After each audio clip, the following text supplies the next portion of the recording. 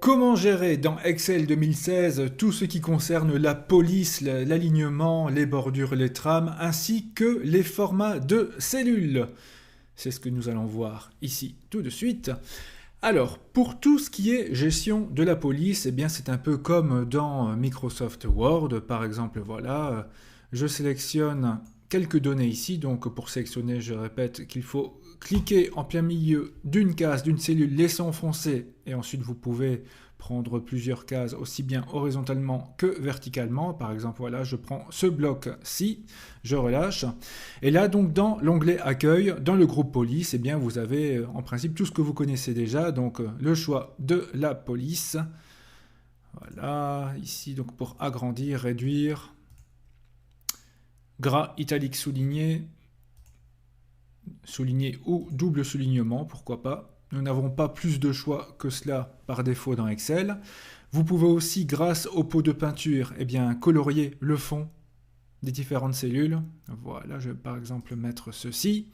La couleur de la police aussi. Donc voilà, par exemple, du rouge. Donc vous voyez que c'est assez simple. Là où ça diffère déjà un peu de Microsoft Word, eh bien, c'est le groupe alignement.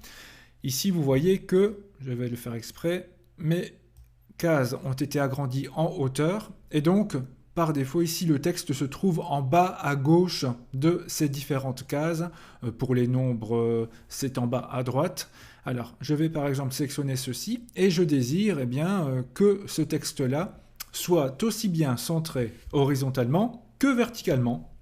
Alors, dans l'alignement, ici, nous avons 6 boutons.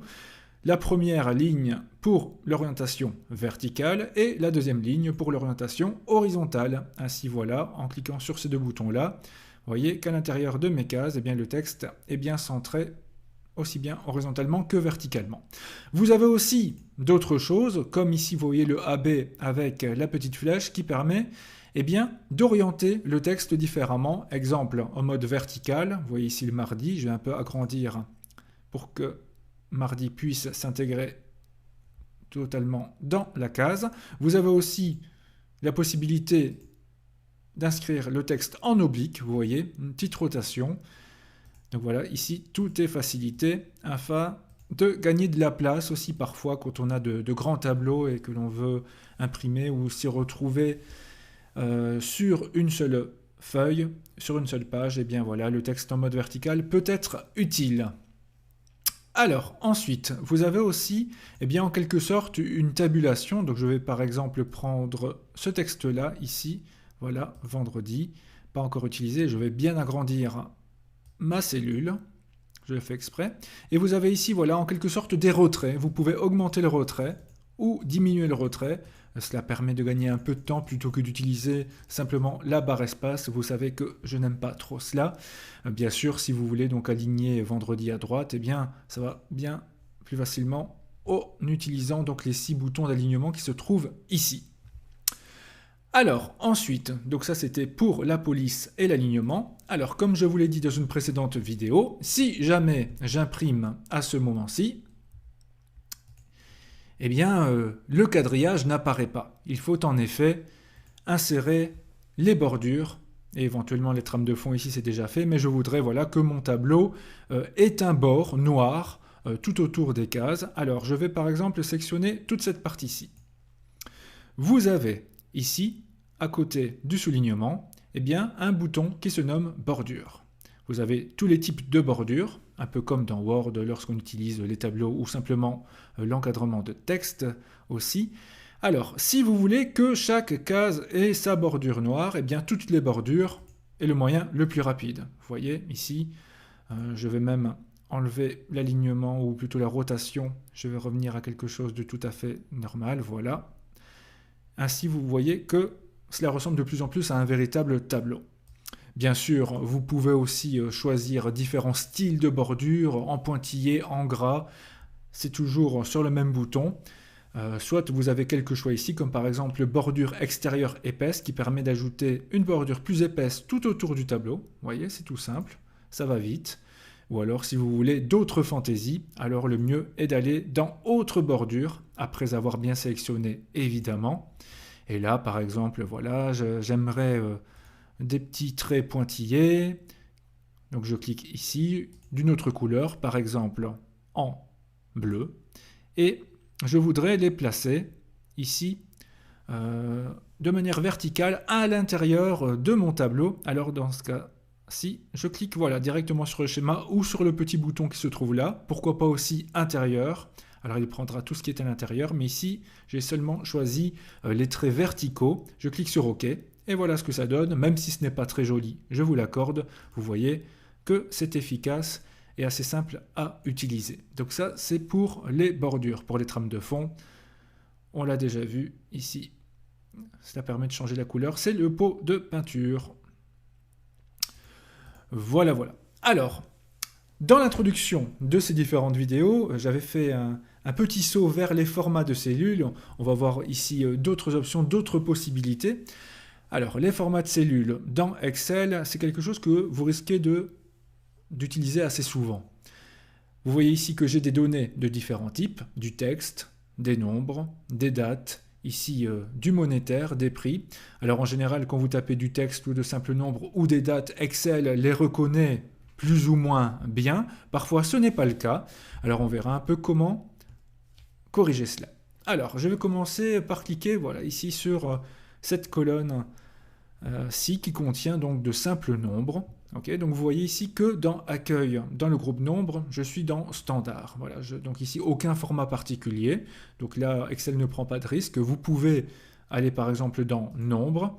Et là, vous voyez que par défaut, il rajoute 2 décimales. Bon, pourquoi pas, si c'est vraiment ce que vous voulez. C'est tout à fait possible de passer par là. Vous avez aussi monétaire, comptabilité, des dates, des heures, des pourcentages. Alors ici, je vais annuler. Et je vais par exemple transformer ces différents nombres en pourcentage. Et là, vous allez voir un peu ce que ça va faire.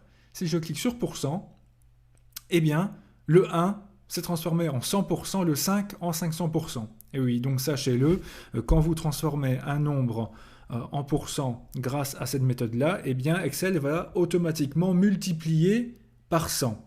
Donc en clair, si votre but était de mettre au départ 59%, au lieu d'avoir 1, on aurait mis donc 0,59.